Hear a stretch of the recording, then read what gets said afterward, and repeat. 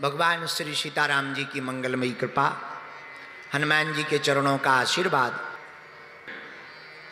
गुरुदेव भगवान की दया, पावन पुण्य भूमि महाराष्ट्र की पुण्य भूमि में मुंबई के थाने से लगे हुए एक छोटी सी जगह भिवंडी का यह वो स्थान जहाँ 14 तारीख को भगवान श्री बागेश्वर बालाजी महाराज का विराजमान होने जा रहा है।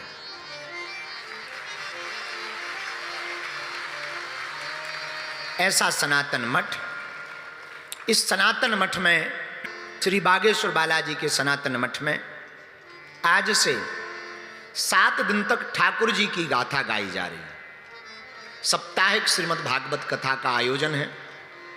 यहाँ के दृश्य अदृश्य सभी देवी देवताओं को हम प्रणाम करते, अपने गुरुदेव भगवान के चरणों को प्रणाम करते, परम भागवत महाराज परीक्षित जी को प्रणाम करते हैं, बागेश्वर बालाजी को प्रणाम करते हैं, उनसे प्रार्थना अपना आशीर्वाद देवें और किसी ना किसी रूप में विराजमान हो जाएं।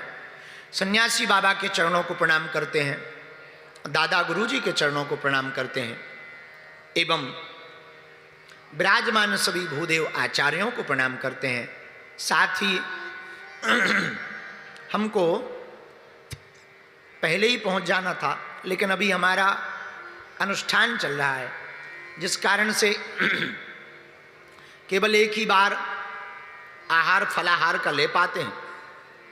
जब का समय थोड़ा ज़्यादा हो जाता है, जिस कारण से लगभग दिन भर के कुछ ज़्यादातर घंटे भगवती की आराधना में चले जाते हैं।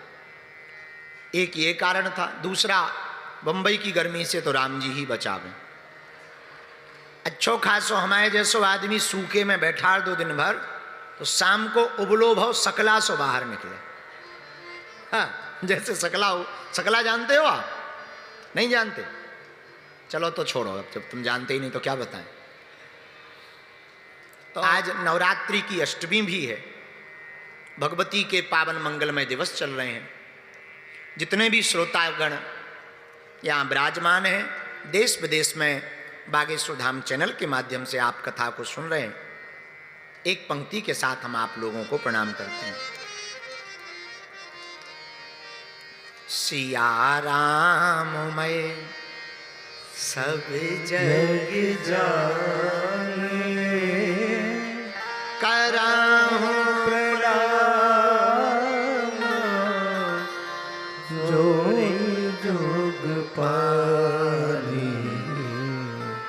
सीताराम सीताराम, भैया सीताराम कहिए, जाहि विधि राखे राम, ताहि विधि रहिए। सीताराम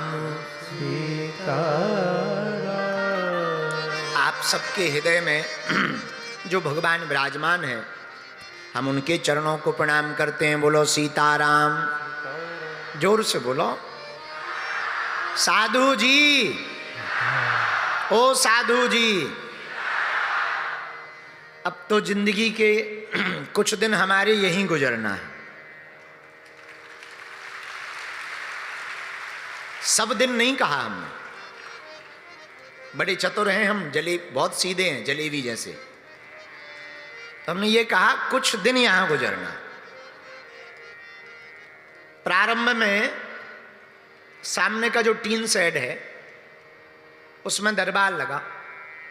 पहले तो एक पंडित जी आए हमारे पास, बोले आपको भिवंडी में एक दिन के लिए चलना है। हम कहा चल पड़ेंगे। नितिन जी ने परिचय कराया। बोले एक श्री रुद्र प्रताप त्रिपाठी जी हैं, बड़े अच्छे सज्जन हैं, गुरु जी से जुड़े हैं, सदा सनातन का काम करते रहते हैं और कुछ ना कुछ अनुष्ठान उनका चलता ही रहता। कभी चारों धामों में कथाएं, कभी वृंदावन में भागवत, कभी कहीं, बड़े सरल हैं। एक दिन का दरबार उनके वहां पे लगाना है। हम कहा भैया ठीक है, हम भी नए नए बाबा थे, परिचय तो था नहीं। तब तक किसी ने आके बताया कि वो अपने ही मध्य प्रदेश के हैं, सतना के। तब हमारा थोड़ा और भरोसा बढ़ा। पुरानी कहावत है कि मायके को कुत्ता भी प्यारो लगा। माताओं की एक आदत होती है, मायके से कुत्ता भी आ जाए तो वो भी प्रिय लगता है। पुरानी कहावत है गांव की, बुरा ना मानना हमें, क्योंकि 6 दिन गुजारना है आपके बीच में।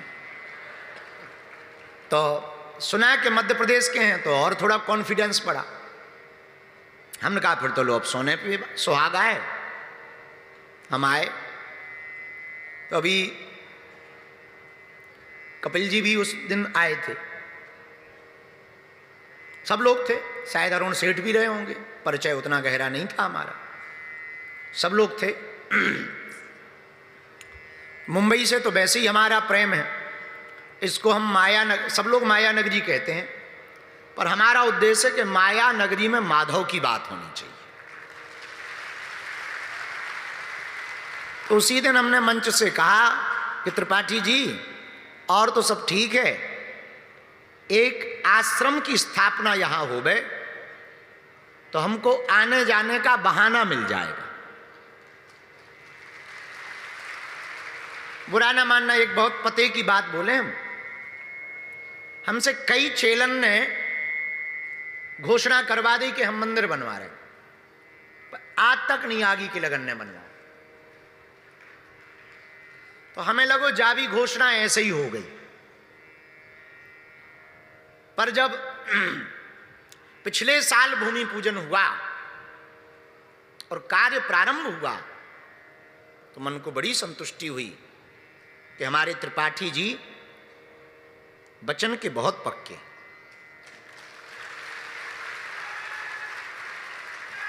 बड़ी लगनता से, बड़े समर्पण से, बड़ी श्रद्धा से, बहुत जिम्मेदारी पूर्वक उन्होंने हमको नक्शा दिखाया।